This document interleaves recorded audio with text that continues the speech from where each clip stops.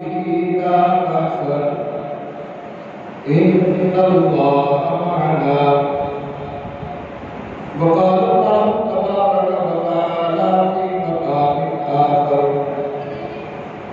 وإذ يمكر بك الذين كفروا ليثبتوك أو يقتلوك أو يخرجوك ويمكرون ويمكر الله والله خير الماكرين صدق الله مولانا العظيم وبلغنا رسوله النبي الكريم وعلى قال ربنا من الشاهدين والشاكرين والحمد لله رب العالمين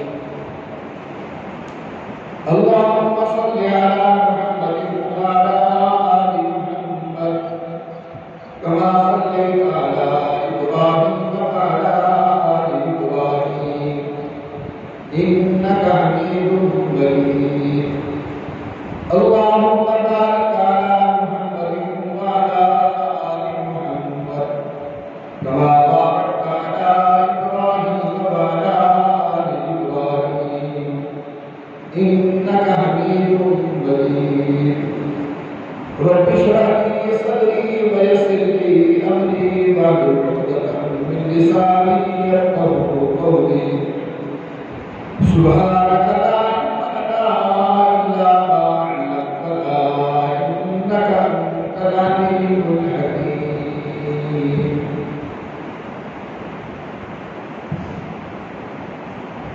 قابل احترام میرے محترم بزرگوں دوستوں میرے قابل قدر مسلمان ماؤں بہنوں بیٹیوں عزیز بچوں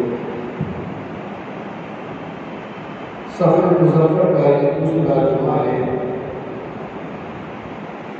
گزشتہ جمعہ اسی ماہ مبارک کی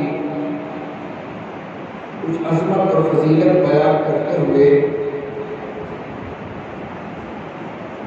میرے پیغمبر کے سفر ہجرت کا تذکرہ شروع کیا تھا، لیکن قرآن مقدس کے مطالعے سے یہ چیز واضح ہوئی کہ رب ذوالجلال نے سفر ہجرت کا تذکرہ قرآن کے اندر اس وقت کیا جب تقریباً 8 ہجری میں غزوہ تبوک پیش آیا اور مسلمانوں سے کچھ غفلت کچھ سستی کاہلی ہوئی، جس کی بنا پر اللہ رب العزت نے صحابہ کرام رضوان اللہ علیہم اجمعین کو تنبیہ فرماتے ہوئے، اگرچہ یہ تنبیہ اس وقت غزوہ تبوک میں کاہلی اور سستی کرنے والے حضرات کے لیے تھی، لیکن قرآن ایک ضابطہ حیات ہے قیامت تک آنے والی انسانیت کے لیے۔ تو یہ تنبیہ جو ہے یہ قیامت تک آنے والے مسلمانوں کے لیے۔ پروردگار عالم نے اس کا تذکرہ کرتے ہوئے پہلا جملہ ارشاد فرمایا، یا ایھا الذین آمنوا ما لکم اذا قیل لکم انفروا فی سبیل اللہ، اے ایمان والو تمہیں کیا ہو گیا کہ جب تمہیں کہا جاتا ہے کہ اللہ کے دین کے لیے آؤ تو تمہارے پاؤں بوجھل تو ہو جاتے۔ یہ وہ کاہلی اور سستی کی تنبیہ تھی۔ مرض کے بیان کیا، مرض کے اسباب بیان کیے، مرض کی تشخیص کو قرآن نے بیان کیا،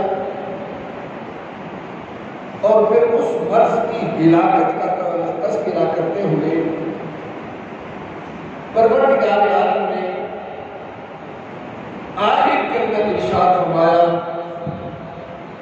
إِلَّا تَنْصُرُوهُ فَقَدْ نَصَرَهُ اللَّهُ۔ ایمانداروں یہ سوچ بند کر دو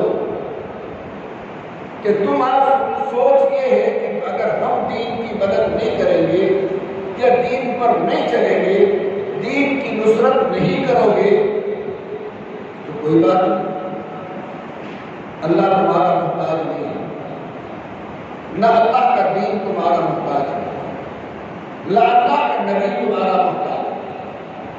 فقط نصرہ اللہ، کوئی نہ کرے تو اللہ خود مدد کر لے۔ پھر رب ذوالجلال نے مثال کے طور پر قیامت تک آنے والی انسانیت کے لیے ایک نمونہ پیش کیا کہ جب میں نصرت کرنے پہ آتا ہوں تو کیسے کرتا ہوں۔ اس اخرجہ الذین کفروا، جب میرے پیغمبر کی ذات کو کافروں نے مکے سے نکالا، ہجرت کا مقصد خالق لم یزل نے ہجرت کے راستے کے اندر، ہجرت کی رات کے اندر جس انداز میں پروردگار عالم نے نصرت پیغمبر فرمائی ہے اس کا تذکرہ۔ یہ ہجرت بھی اسلام کا ایک اعزاز ہے۔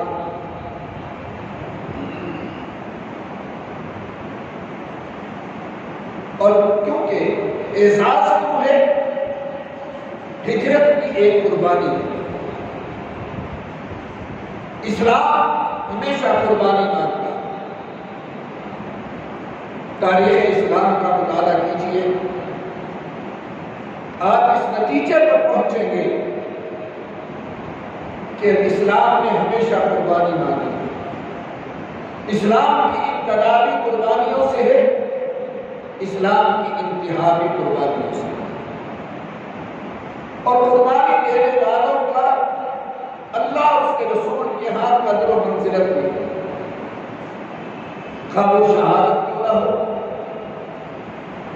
خواہ وہ ہجرت کیوں نہ ہو، جنہوں نے بھی قربانیاں دی ہیں اللہ رب العزت نے ان کو قدردانی کی۔ پروردگار عالم بہت بڑا قدردان ہے۔ اس نے جو قرآن میں اعلان کیا ہے، لیس للانسان الا ما سعی، انسان کو وہی کچھ ملتا ہے جس پر وہ محنت کرتا ہے۔ اللہ کسی کی محنت کو ضائع نہیں کرتا۔ یہ ہجرت کا موقع کب آیا؟ میں نے گزشتہ جمعے بھی یہ بات کہی تھی، میرے آقا سرکار دو عالم صلی اللہ علیہ وسلم کی زندگی کے دو حصے، ایک مدنی دور ہے، ایک مکی دور۔ مکی دور میں آخر میں جا کر نماز آئی، ورنہ اس سے پہلے اور کوئی احکامات نہیں، احکامات کوئی نہیں آئے، سب کے سب مدنی دور میں آئے۔ مکی دور میں صرف ایک بات پر محنت ہوئی ہے اور وہ تھی عقیدہ۔ عبادات کی بنیاد عقیدہ، بنیاد مضبوط ہوگی عمارت مضبوط ہوگی، بنیاد کمزور ہوگی عمارت کمزور ہوگی۔ اسلام کی اس عمارت کو نماز، روزہ، زکوٰۃ، حج، صدقات، خیرات، معاشرت، معاشیت، ان چیزوں کی بلڈنگیں بناتے چلے جاؤ، لیکن بنیاد مضبوط ہو جائے۔ وہ بنیاد کیا ہے؟ وہ لا الہ الا اللہ، عقیدہ توحید بنیاد ہے۔ اور یہ یاد رکھیے، جب بنیاد دو چیزوں سے بنتا ہے، امر بالمعروف نہی عن المنکر، لیکن بنیاد کے اندر نہیں انل منکر پہلے ہے، امر بالمعروف بعد میں۔ لا الہ الا اللہ نہیں انل منکر ہے، لا الہ یہ نہیں انل منکر ہے، الا اللہ یہ امر بالمعروف۔ عقیدہ باطلہ کی تردید کرنا یہ نہیں انل منکر ہے، اور اپنے عقیدے کا اظہار کرنا یہ امر بالمعروف ہے۔ امر بالمعروف پر مسائل نہیں آتے، آرام نہیں آتے، تکالیفیں اور مشقتیں نہیں آتی، نہیں انل منکر پر ہمیشہ مشاہد آتے۔ میرے پیغمبر نے کفار مکہ سے اختلاف کس چیز پہ تھا؟ الا اللہ پر اختلاف نہیں تھا، خدا کو وہ بھی مانتے تھے، کسی انداز میں مانتے تھے، خدا کا انکار نہیں کرتے تھے، وہ خدا کا اقرار کرتے تھے۔ اختلاف کس بات میں تھا؟ نہیں انل منکر، لا الہ پہ اختلاف۔ وہ کہتے تھے خدا تمہارا ہے، ہمارا بھی ہے، لیکن ہمارے خداؤں کا انکار کرنا، یہ سوچ نہیں۔ مشقتیں آئی، مشکلات آئی، تقریباً مکی دور 10 سالہ دور انتہائی مشکلات کا دور، لیکن محنت بڑی ہوئی، مشقت بہت ہوئی، جدوجہد بہت ہوئی، اور یہ بات یاد رکھیے، محنت اللہ کسی کی ضائع نہیں کرتا۔ بزرگوں کا یہ بھی قول ہے، فرمایا کہ جب انسان کسی علاقے پر، کسی دور، کسی سرزمین پر محنت کرتا ہے، بعض دفعہ وہاں پر اس کے اثرات ظاہر ہوں یا نہ ہوں، لیکن دھرتی کے دوسرے علاقوں میں اس کے اثرات ضرور ہوتے ہیں۔ محنت مکہ میں ہو رہی تھی، اس کی فضا مدینہ کے اندر پھوٹنی شروع ہوئی۔ تقریباً 11 سال تھا، 11 یا 12 سال ہے میرے پیغمبر کے مکی دور پر۔ حج کے موقع پر سرکار دو عالم صلی اللہ علیہ وسلم مینا کے اندر ایک ایک خیمے میں جاتے، ایک ایک کے دروازے پہ جاتے اور جا کر پیغام دیتے۔ مدینہ سے آنے والے کچھ افراد کو پیغمبر نے دعوت دی، یہ 6 اوراق کے تعلیم کے اوراق پر میرے پیغمبر کی دعوت پر انہوں نے اسلام کو قبول کیا، اور یہ 6 کے 6 مکہ سے مدینہ چلے گئے حج کے بعد۔ ان 6 نے جا کر مدینہ کے اندر اس فضا کو زندہ کیا، دنیا کو بتایا ہم ایک ایسی شخصیت سے ملاقات کر کے آئے ہیں جو شخصیت اپنے کردار کے اندر، اپنے اخلاق کے اندر، اپنی زندگی کے اندر بے مثال ہے۔ دوسرا سال ہوا، یہ ڈبل ہو گئے، 12 افراد ہو گئے، بعض روایات 18 افراد ہیں۔ جب یہ 18 افراد مسلمان ہوئے، یہاں پر میرے پیغمبر کی زندگی کو پریشانی کی حالت میں دیکھا۔ عرض کی آقا آپ وہاں تشریف لے آئیے، مدینہ تشریف لے آئیے۔ انہوں نے دعوت، سرکار عالم صلی اللہ علیہ وسلم کیسے جا سکتے تھے؟ جو پیغمبر اپنی مرضی سے بول نہیں سکتا، وہ اپنی مرضی سے مدینہ ہجرت کیسے کر سکتا تھا؟ لیکن سرکار دو عالم صلی اللہ علیہ وسلم نے صحابہ کرام کو حکم دے دیا کہ تم ہجرت کر کے چلے جاؤ. میں اس طرح تو نہیں آنا چاہتا کہ مدینہ کی ہجرت سے پہلے 2 ہجرتیں حبشہ کی، تیسری ہجرت جا کر مدینہ کی طرف ہوئی. یہاں بھی ایک بات کہنا چاہوں، پہلی 2 ہجرتیں حبشہ ہوئی، لیکن حبشہ مستقل دار الہجرہ نہیں تھی. اللہ نے جس بستی کو سب سے پہلے قرآن کے ارشاد کے مطابق جس ریاست کو دنیا کے لیے نمونہ بنانا تھا وہ مدینے کی سرزمین تھی. اس لیے پہلے گئے حبشہ، پھر واپس آ گئے، پھر چلے گئے، پھر واپس آ گئے. اب تیسری ہجرت مدینہ کی طرف. صحابہ کرام رضوان اللہ علیہم اجمعین کو اجازت دے دی گئی. صحابہ کرام مدینہ کی طرف ہجرت کر فرمانے لگ گئے. سرکار دو عالم صلی اللہ علیہ وسلم کو ابھی آدر نہیں ملا. ادھر مدینہ کے اندر اسلام کی بڑھوتری شروع ہوئی.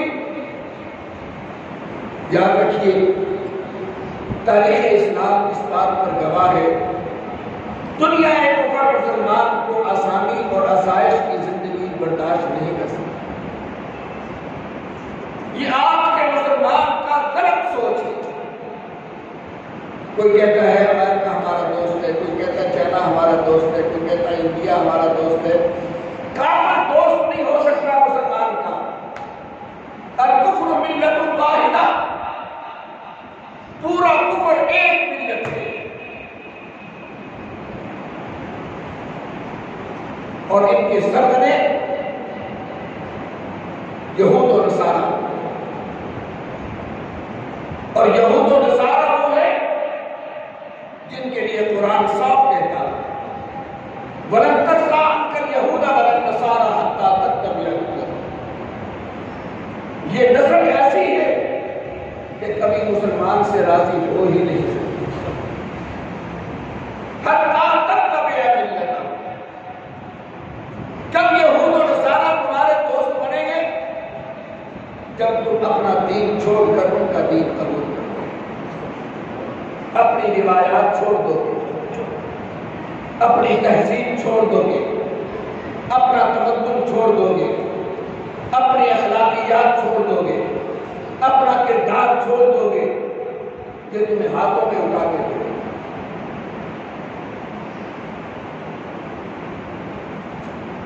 مشرکین مکہ نے دیکھا مدینہ کے اندر اسلام کی بڑھوتری ہو رہی ہے، فکر مند ہو گئے اور بیٹھ کر سوچنے لگے. میں کہا کرتا ہوں الحکمت سالۃ المؤمن، دانائی کی بات مومن کی گم شدہ چیز ہے. میرے نبی کا ارشاد، اچھی بات جہاں سے بھی ملے لے لو. اسلام کی بڑھوتری کو دیکھ کر کفر پریشان ہو گیا. کم از کم مسلمان کو بھی کبھی سوچ لینا چاہیے کہ کافر مضبوط ہوتا جا رہا ہے، کفر مضبوط ہوتا جا رہا ہے. کبھی مسلمان کو بھی بیٹھ کر مشاورت کر لینی چاہیے کفر کے مقابلے میں، کفر کو نیچا دکھانے کے لیے، اسلام کی سربلندی کے لیے کبھی مشورہ کرنا یہ اچھی بات ہے. کافروں سے لے لو.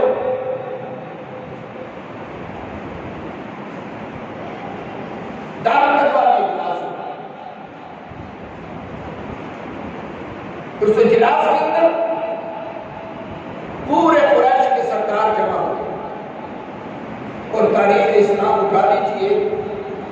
تاریخ اسلام کے اندر لکھا ہے کہ اس سرداروں کے اندر ایک شخص بوڑھا آدمی، وہ نیا آدمی شریک تھا. لوگوں نے پوچھا بابا جی تم کون ہو؟ انہوں نے کہا میں نجد سے آیا ہوں، یہاں مکہ آیا تھا، میں نے سنا کوئی میں نے سوچا چلو آپ کی مشاورت سن لوں، کوئی اپنی بھی ہلکی سی رائے دے سکے۔ اس مشاورت میں یہ جو بابا نجدی بن کر آیا تھا یہ شیطان ہے، اور یہ شیطان بابوں کی شکل میں آتا کیوں ہے؟ اس کو پتا ہے کہ یہ میری قوم جو ہے یہ بابوں کی قائل ہے، بابوں کی قائل ہونے کی وجہ سے بابوں کو مانتی ہے، اس لیے بابوں کی شکل بن کر یہ شیطان آ گیا۔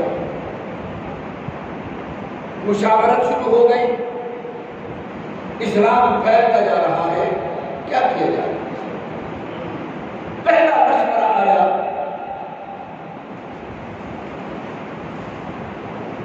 کہ پیغمبر کو وطن بدر کر دیا جائے، وطن سے نکال دیا جائے۔ ابو جہل نے کہا تم پاگل ہو گئے، یہ جہاں بھی جائے گا اس کی زبان کے اندر جو شیرینی ہے، مٹھاس ہے، اس کی گفتگو کے اندر جو لذت ہے، وہ تو اپنے لوگوں کا ماحول بنا لے، جہاں جائے گا۔ مسلمان بھائی،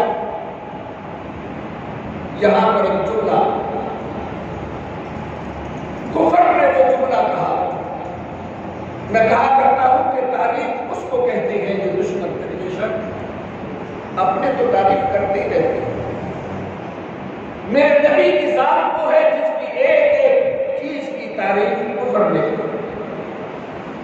میرے نبی کی دیانت کو مانتے ہیں، میرے نبی کے اخلاق کو مانتے ہیں، میرے نبی کے کردار کو مانتے ہیں، میرے نبی کی زبان کی شیرنی کو مانتے ہیں، نرم گفتگو کو مانتے ہیں۔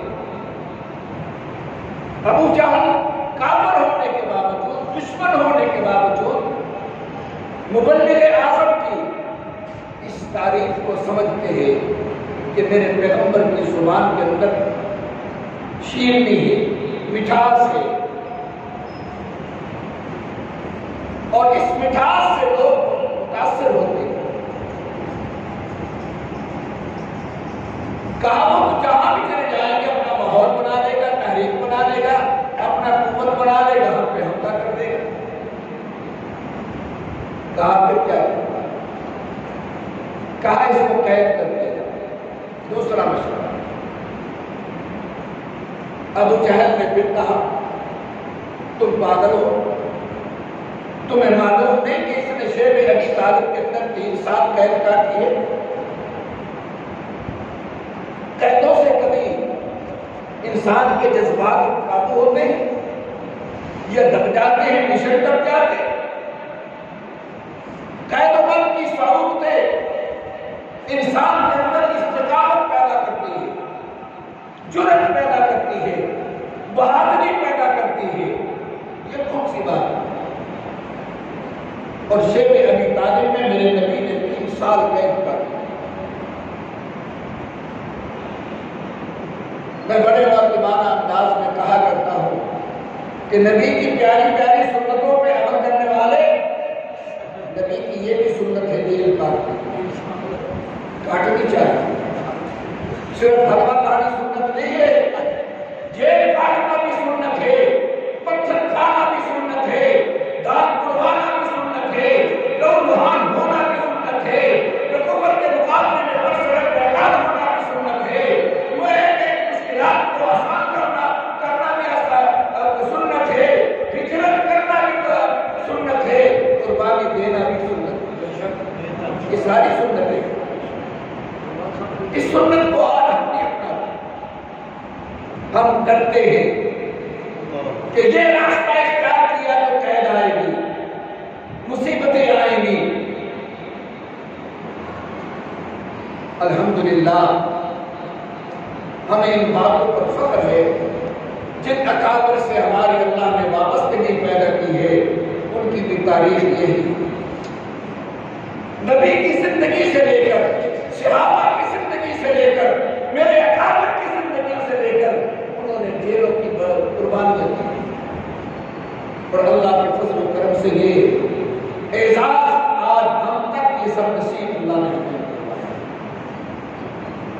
میرے رب کا شکر ہے، اللہ قبولیت سے نوازا، ہر ایک کی قربانی کو اللہ قبول فرماتا۔ کہا چھ میں ابھی تعلیم میں 3 سال تک کی، کچھ نہیں فرق پڑا۔ کہا جی پھر کیا کریں؟ ابو جہل نے مشورہ دیا کہ میرا مشورہ یہ ہے کہ قتل کر دیں۔ مسلمان بھائی میری آج سوچ یاد رکھیے، دنیا ہمیں تانے دیتی ہے کہ یہ مولوی دہشت گرد ہے۔ میرا چیلنج ہے کہ دہشت گرد ہمیشہ باطل ہوا کرتا ہے، حق والا کبھی دہشت گرد ہے۔ حق والے کے پاس دلائل ہوتے ہیں، دلائل والا دہشت گردی میں نہیں اترتا، دہشت گردی میں اترنا وہ ہے جس کے پاس دلائل مقابلہ کرنے کی ضرورت نہ ہو۔ باطل تاریخ کے اٹھاؤ اور میں اس پر نہیں جانا چاہتا، میرا موضوع بگڑ جائے، ورنہ اٹھا لیجیے۔ ہر نبی کے مقابلے میں کفر آیا اور کفر میں دہشت گردی کی ہے، مار دھاڑ کی ہے، قتل و غارت کری کی ہے، یہ تاریخ ہے کفر۔ ابو جہل نے کہا قتل ہو جائے کر دو، نہ رہے باس نہ رہے برس، پیغمبر رہے گا دنیا میں تو یہ مشن پہلے، اور یہ کفر کی سوچ غلط ہے میرے بھائی، کہ کسی کو قتل کرنے سے ان کا مشن رک جاتا ہے، یہ کافر کی سوچ ہے۔ اسلام کی فطرت میں قدرت میں لچکتی ہے، اتنا ہی ابھرے گا جتنا کہ دبا دے گا۔ نہ جیلوں سے، نہ مسائل سے، نہ آلات سے، نہ دہشت گردی سے، نہ شہادت سے یہ مشن دبا نہیں کرتا۔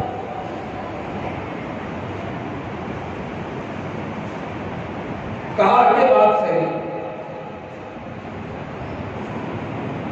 لیکن اگلا اس کا جواب یہ آیا کہ تمہیں معلوم ہے کہ اگر نعوذ باللہ پیغمبر کو شہید کر دیا گیا تو ان کا قبیلہ 3 ہے، عبد مناف، ہاشم اور قریش، یہ 3 قبیلے تو ہم سے ٹکرا جائیں گے، انتقام لیں گے، بدلہ لیں گے۔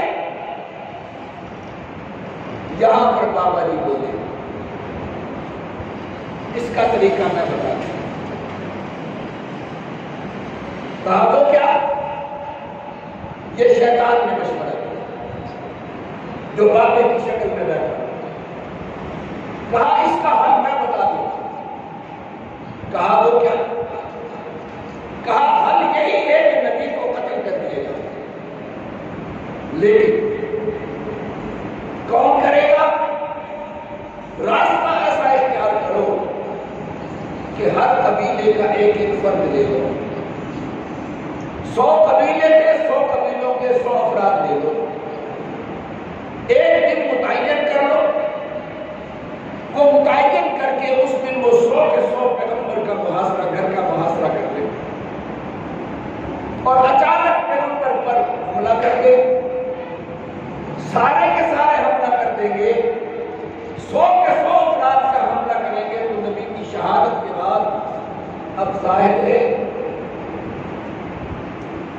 اب وہ قتل کے بدلے میں قتل تو آئے گا نہیں، دیت دینی پڑے گی۔ کہا سارے قبیلے مل کر دیت دے دینا نبی،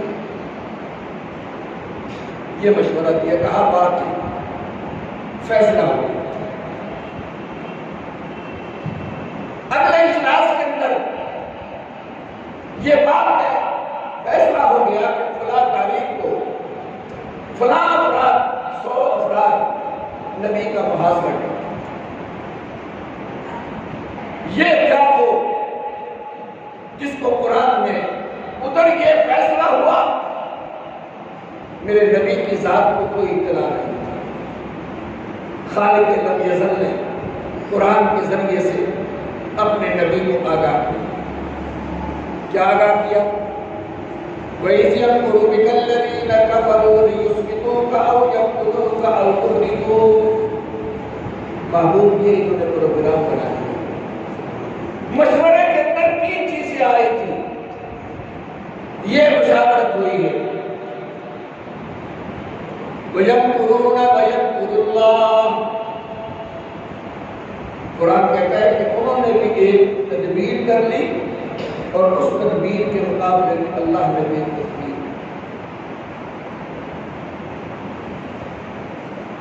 تدبیریں انسان کرتے ہیں اور تدبیر خدا بھی کرتا ہے، لیکن خدا کی تدبیر کو تقدیر کہتے ہیں.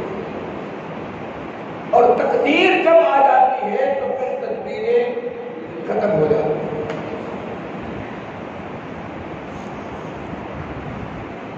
یہاں پر ایک میں مثال دیتا جاؤں.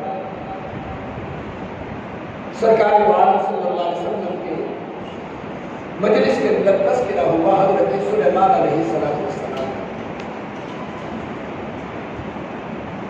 قرآن کے اندر اس واقعے کا نقل ہے کہ ہدہد ایک جانور ہے جس کے سر پر تاج ہوتا ہے. یہ بھی حضرت سلیمان علیہ السلام کے وزیروں میں شامل ہے. موضوع بکھر جائے گا. اس کو وزیر کیوں بنایا؟ کہ ہمارے ہاں وزیر بنتے ہیں جن کے پلے کچھ بھی نہیں ہوتا، نہ تعلیم ہوتی، نہ کردار ہوتا، نہ اخلاق ہوتا، نہ کچھ ہوتا. بغیر دیکھے وڈیرا ہونا چاہیے بس. لیکن انبیاء کی سنت یہ ہے کہ وزیر ہو اس کو رکھو جس کے اندر خدا داد صلاحیت. سلیمان علیہ السلام نے اس جانور کو اپنا وزیر رکھا. کیوں رکھا؟ اس لیے کہ یہ 2 جانور آئے تھے. ایک کوا آ گیا، ایک یہ آ گیا. اس کو سلیمان علیہ السلام نے اپنا وزیر بنا دیا. کوے نے آ کر احتجاج کر دیا. اور یہ بات میں ویسے نہیں کہہ رہا کہ اپنے مولانا روم رحمۃ اللہ علیہ نے مسنوی میں لکھا. احتجاج کیا. انہوں نے کہا کہ اس کو کیوں رکھا وزیر؟ مجھے رکھو. آپ نے فرمایا تیرے اندر بتا کیا صلاحیت ہے. اس کے اندر تو ایک صلاحیت ہے جس کی وجہ سے ہم نے اس کو رکھ دیا اور وہ ہماری ضرورت بھی ہے. ہدہد سے پوچھا تیرے اندر کیا صلاحیت ہے؟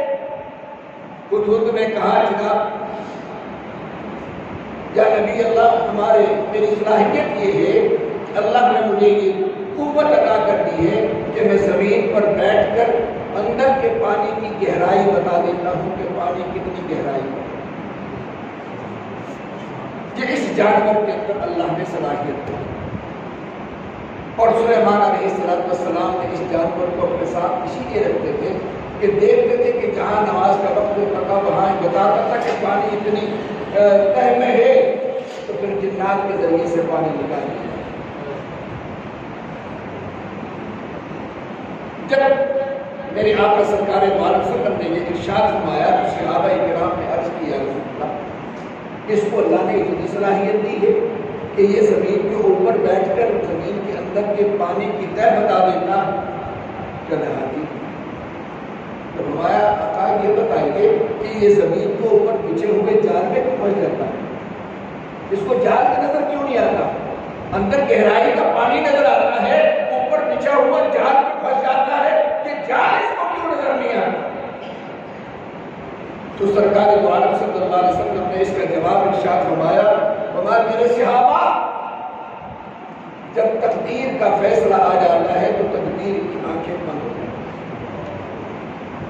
اس کے فیصلے کے اندر تقدیر کا فیصلہ ہو گیا ہوتا ہے، اب اس کی تدبیر بیکار ہو. تو انسان کے فیصلوں کو تدبیر کہتے ہیں اور خدا کے فیصلے کو تقدیر کہتے ہیں. واللہ خیر الماکرین. قرآن کہتا ہے اللہ کا فیصلہ بہترین فیصلہ. یہ میرے پیغمبر کو آگاہ کر دیا گیا اور فرمایا کہ اب تمہیں ہجرت کا حکم دیا جائے. اب تم مکہ چھوڑو.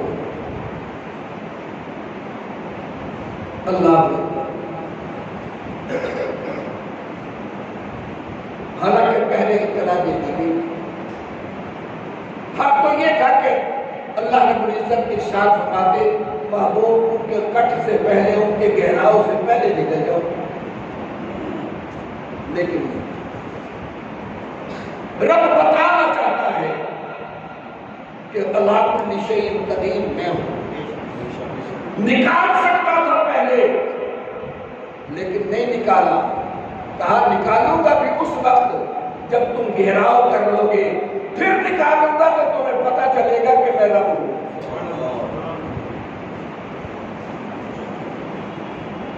مسلمان بھائی, سرکار دو عالم صلی اللہ علیہ وسلم نے حضرت علی کو بلا لیا اس رات آنے سے پہلے, اور آنے سے پہلے فرمایا کہ محبوب علی میں جا رہا ہوں, یہ دنیا ہے کفر کی امانتیں, اور تو کیجیے اللہ ہمیں معاف کر دے. آج یہ کردار میرے اور آپ کے اندر نہیں رہا, ہمارے اندر تو رہا نہیں, آپ کے اندر تو شاید ماشاءاللہ ہوگا. امانتوں میں خیانت کیا ہمارا کردار ہے. میرے نبی کی سنت, میرے نبی کا کردار کیا ہے کہ دشمن بھی آپ امانت دار سمجھ کر آپ کے امانتوں کو سمجھ. حضرت علی رضی اللہ تعالیٰ کو سارے کافروں کی امانتیں دے کر سپرد کر کے فرمایا کہ یہ سب کو دے دینا, میں جا رہا ہوں اور بستر پہ لیٹ جانا, سو جانا, اور میں تیرا انتظار کروں گا مدینہ کے ہوائے قباء کے موقع پر. جب تک علی تو مجھے نہیں ملے گا میں مدینہ میں داخل نہیں ہوں گا. علی کہتے ہیں کہ اس سے پہلے میں زندگی میں جب بھی کبھی سوتا تھا تو میں خوف زدہ ہوتا تھا کہ پتہ نہیں رات کو مجھے موت آ جائے گی. لیکن آج دشمنوں کے گھیراؤ کے اندر نبی کے بستر پر مشن کافروں کا یہ ہے کہ نبی کو شہید کرنا ہے, اور اس پیغمبر وہاں سے نکل رہے ہیں, اس چارپائی پہ علی لیٹا ہوا ہے, اور علی کہتا ہے کہ مجھے خوف نہیں تھا, مجھے یقین تھا کہ اس رات میں موت نہیں آ سکتی, کیونکہ میرا نبی ارشاد فرما گئے تھے کہ جب تک تو مجھے ملے گا نہیں اس وقت تک میں مدینہ نہیں جاؤں گا. مجھے یقین ہو گیا تھا کہ جب تک میں قباء نہیں پہنچتا اس وقت تک میری موت نہیں آ سکتی.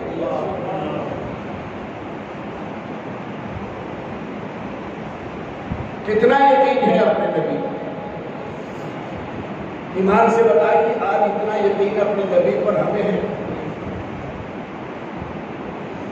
ہمیں یقین ہوتا نہ اتنا یقین آج ہمیں رب پر ہے, نہ آج اتنا یقین اپنے مصطفیٰ پر. ویسے تو ہم توحید کے قائل ہیں, لا الہ الا اللہ کے قائل ہیں, کہاں رب پر یقین. اگر ہمیں رب پر یقین ہوتا پھر حی علی الصلاۃ پر اپنے دکانیں بند ہو جاتی, خدا کی چوکھٹ پہ آ بیٹھے, پھر ہم ناکامیوں کو چھوڑ دیتے اور کامیابیوں کے دروازے پر آ کے بیٹھے حی علی الفلاح. لیکن نہیں, ہم حی علی الصلاۃ بھی سنتے ہیں, حی علی الفلاح بھی سنتے ہیں, دکان نہیں چھوٹتی, کہیں گاہک نہیں چلا جائے, کبھی ہمارا نقصان نہ ہو جائے. یہ خدا پر یقین نہیں ہے. یہ یقین آج ہمارے دل و دماغ سے ختم ہو گیا کہ نماز کی کامیابی ہے. میرے نبی نے ارشاد فرمایا الصلاۃ قرۃ عینی, نماز میری آنکھوں کی ٹھنڈک ہے. ہم نے کبھی یہ سوچ کر نماز نہیں پڑھی کہ ہم اپنے نبی کو ٹھنڈک پہنچائیں. زیادہ ہی ہم نے محنت کی، لمحہ لا لیا، چلو جی فرض اتر گیا. اس کا نام عبادت نہیں. میرے دوست، حضرت علی رضی اللہ تعالیٰ چارپائی پہ بیٹھے، سرکار دو عالم صلی اللہ علیہ وسلم نے تو میں علی میں جا رہا ہوں. جب محاصرہ ہو گیا، 100 آدمی تلواریں لے کر کھڑے ہیں. سرکار دو عالم صلی اللہ علیہ وسلم نے پٹی اٹھائی، فَأَغْشَيْنَاهُمْ فَهُمْ لَا يُبْصِرُونَ. یہ دم کیا شاہد وجوہ 3 مرتبہ ارشاد فرمایا اور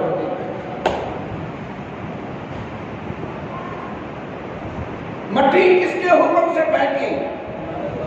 اللہ کے حکم سے. نبی نے پوچھا ہوگا پروردگار کے بعد تو محاصرہ ہے میں کیسے جاؤں؟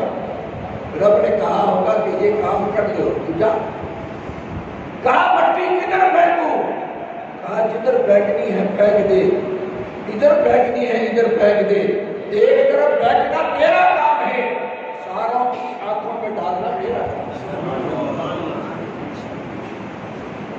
سرکار دو عالم صلی اللہ علیہ وسلم نے مٹی پھینکی، سب نابینا ہو گئے. آقا دروازے سے نکلے اور نکلے. یہ بات کرے نبی نظر نہیں آئے. آج تک تلاش کرتے پھر رہے ہیں، کہتے پھرتے ہیں میرے آقا میرے مولا کدھر ہو؟ نہیں لگے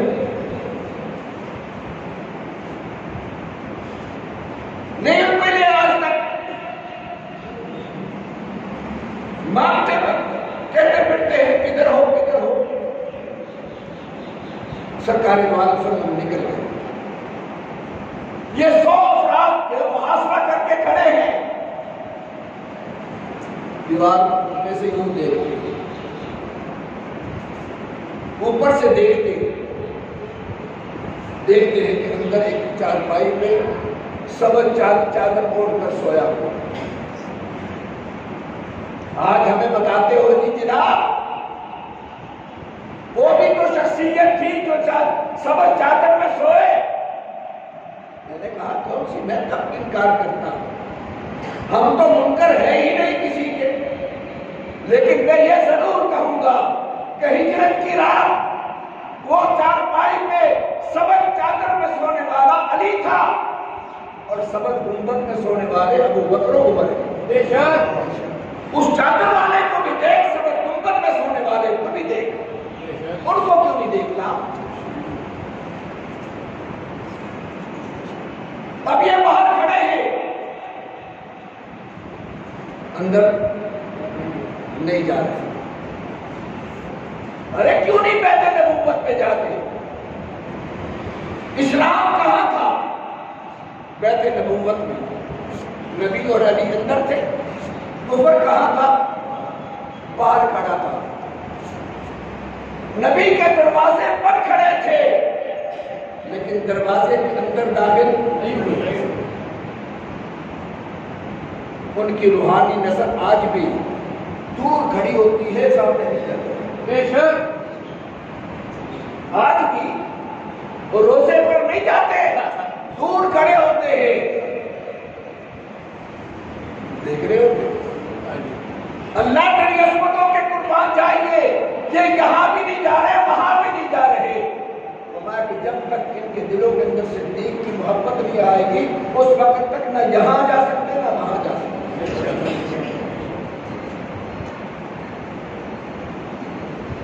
اب باہر کھڑے دیکھ رہے چادر میں سونے والا کون؟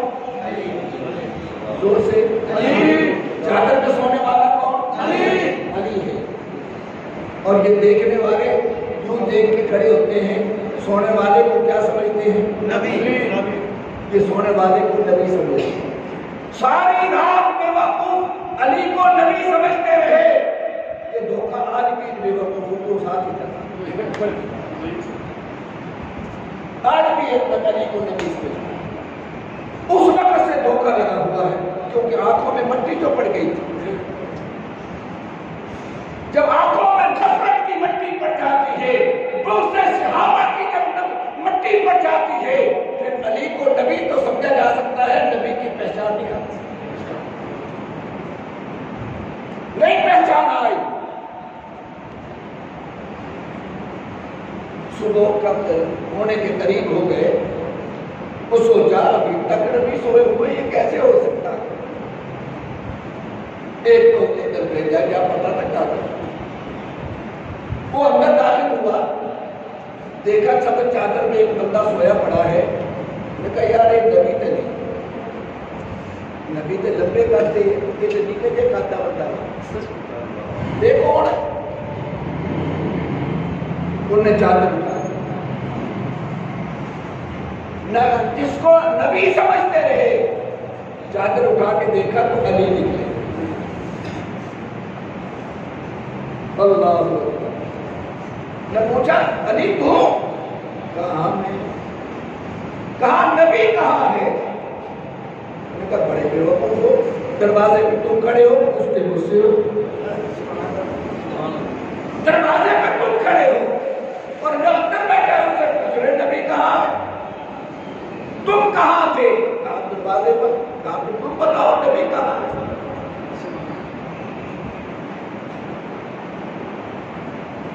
اچھا کہاں بچہ تم بتا دے پھر کہاں؟ وہ تو علی تھا جس کو میرے نبی نے باب العلم کہا، علم کے اندر حاضر جوابی کے اندر اس کا مقابلہ کون کر سکتا؟ میں کہا چل تو بتا دے پھر نبی کہاں؟ کہاں نبی چلے گئے؟ کہاں کہاں گئے؟ کہاں جہاں جانا تھا۔ وہ کہاں جانا تھا؟ کہاں جہاں چلے گئے۔ اب یہ الٹے سلٹے جواب ہوتے جواب نہ آیا، نے کہا کہ دماغ خان کا پہلے باہر آیا، ابو جہل نے پوچھا کیا ہوا؟ کہا وہاں تو علی سویا ہوا۔ کہا نبی کہاں ہے؟ کہا وہ تو نہیں۔ کہا پوچھا نہیں؟ کہا پوچھا تھا، وہ جواب ہی الٹا دے رہا۔ مسلمان بھائی اللہ اکبر، مسلمان میرے آپ غور کیجئے، ابو جہل نے کہا اگر نبی یہاں نہیں ہے